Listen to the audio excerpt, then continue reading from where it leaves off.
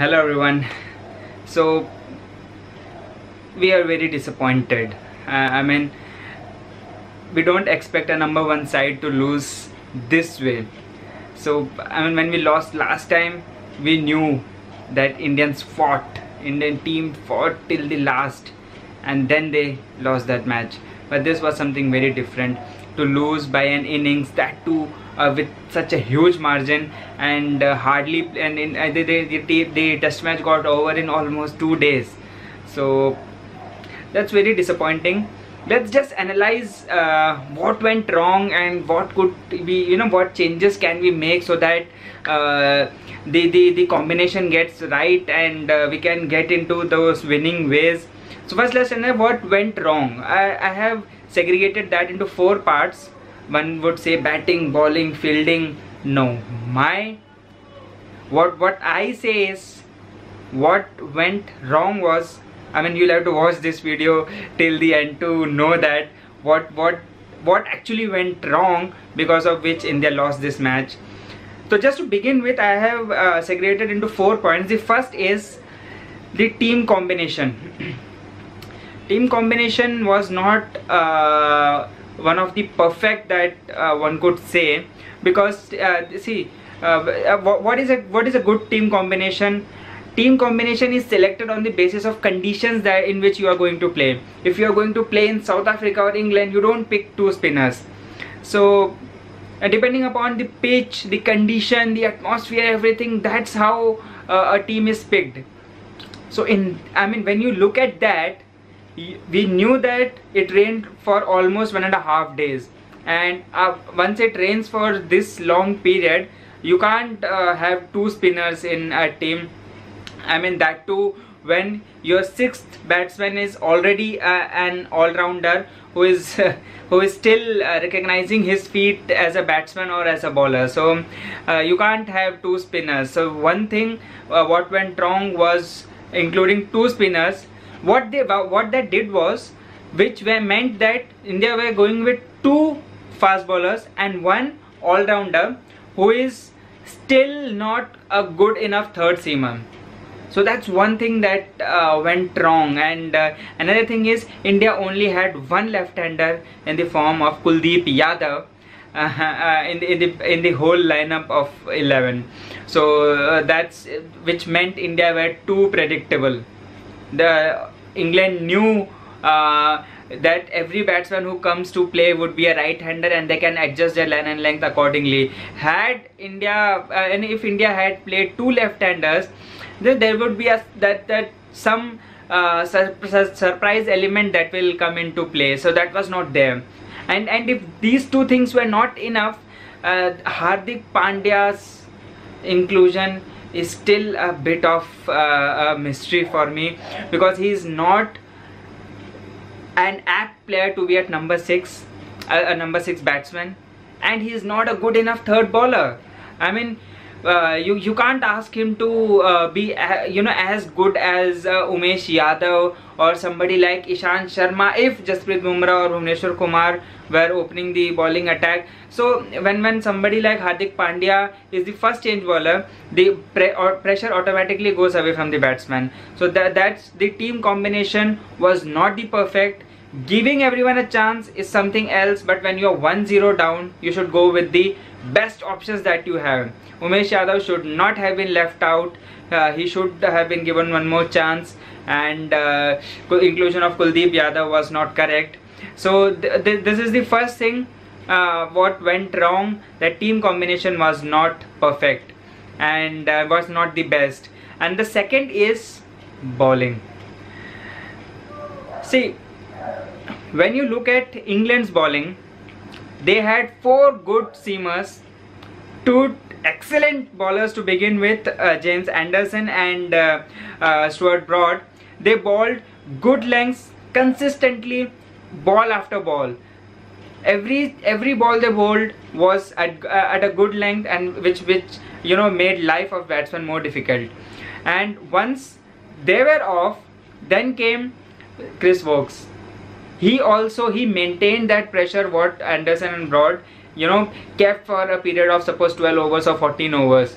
So that's when the opposition team start to think, when will we get that space, when will we get to breathe. And Sam Curran is also, he did his part by bowling good balls, some wicket taking balls, and maintaining that pressure which all the other three bowlers have already maintained. So that's what was missing in India's case, because in India, while India were bowling, Ishant Sharma, I'm sorry to say, is no more a good opening bowler. He is a first change bowler. So when he was bowling 1, 2, 3 good delivery, then suddenly one bad ball. So the pressure is off. They knew, even if they had to leave for around 10 balls, they will get that 3-4 balls which they can cover up. So it's not, I mean, Mohammad Shami was the only person who was bowling good balls. Even he was bowling 2 or 3 bad balls in every over or every other over. So that's not acceptable. When you have such good seaming conditions, that they should capitalize on that. And after this, when Hardik Pandya is coming as a third seamer, you know what to expect. So the pressure was not kept from either end of the bowling in order to build that pressure on batsmen, and so that they commit a mistake. So that's what was missing, and that's the second thing where we went wrong. And the third is opening stand. See, any good team, any team, if they want to win a match, they should have a good opening stand, and that is missing for India in overseas condition for a long period of time. And so after retirement of Sehwag, once Gambhir was not in the original squad, so after that this issue has been there, and it's quite heartening for us, because Murli Vijay is a good batsman. It's not that he hasn't played in these conditions. He has played exceptionally well the last time he came to England. What happened to him this time? One good ball, we know that. I mean, that first innings, second test match, first innings ball by Anderson was unplayable. But other than that, the other 3 innings, if we look into, you expect such balls in England, and that too from James Anderson. So we expect any given day. So instead of playing through the line, he was trying to defend outside off. I'm just leaving that bold dismissal of first innings. Let's just leave that. Other than that, every ball, I mean, instead of playing through the line, the original line of delivery, he's trying to poke outside. He isn't aware of his off stump anymore, which was his strength earlier. So that's something we are missing from Vijay. And Rahul will need to give some time, and he is also a bit tentative outside off, and is more into he's committing himself into front foot, which again is something he will have to correct that. Because if India is to score good in test matches, score high, get high scores in test matches, then they will have to play at least 20 overs. Otherwise, the middle order is exposed too early for getting any good score, because they are out of their comfort zone, and which will somehow restrict India to these scores of 200 or below 200. And now there is some stat that last 7 or 8 innings test matches, India had scored only 2 times above 250 score, and both the times Virat Kohli scored around 150 runs. So that's how miserable is the Indian batting lineup. Other than Kohli, no one is performing to even 50% of his potential. So that's a little bit disappointing. And these were the reason that we could have controlled. Now the most important reason why such miserable batting performance was given by India is rain. I mean, no one can control that. I mean, and I feel for England, the most perfectly timed thing that could have happened in this match was rain.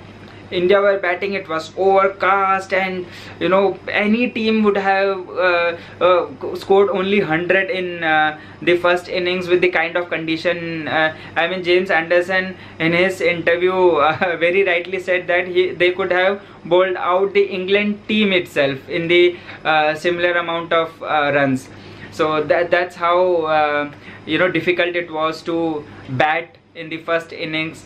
And when England came to bat, it was so good. I mean, this sun was shining bright, and suddenly the swing was lost, everything, no rain till the time England batted.